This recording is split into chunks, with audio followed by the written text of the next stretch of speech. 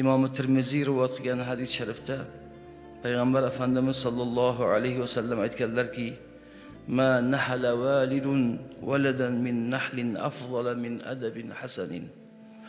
Ota o'z bolasiga chiroyli odobdan ko'ra yaxshiroq narsa bera olmaydi deganlar. Ya'ni har bir inson mukallaf bo'lgach o'ziga o'zi javob berishini ko'p gapirganmiz. Ya'ni har bir odam individual dunyoga kelishi, qabrga individual tushishini ko'p gapirganmiz.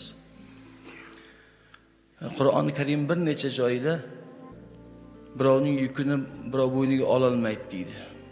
Bir necha joyda bu oyat keladi. Lekin bitta istisno bor.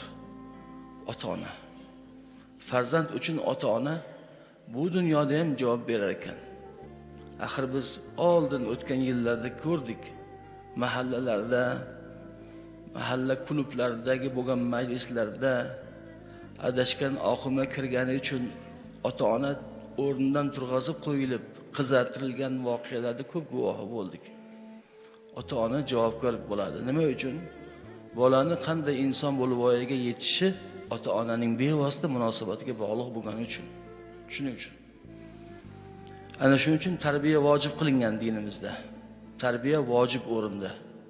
Ota-ona bolasini tarbiya qilmasa, tarki vojib qilgan bo'ladi. Gunohkor bo'ladi. Jamiyatga manfaatlik emas, zarar kunanda bir insonni yetkazib bergani uchun ota-ona albatta javobgar bo'ladi, dunyo va oxiratda. Ana shuning uchun Payg'ambar alayhisalom hadislarida ota o'z bolasiga chiroyli odobdan ko'ra yaxshiroq narsa bera olmaydi deb marhamat qildilar.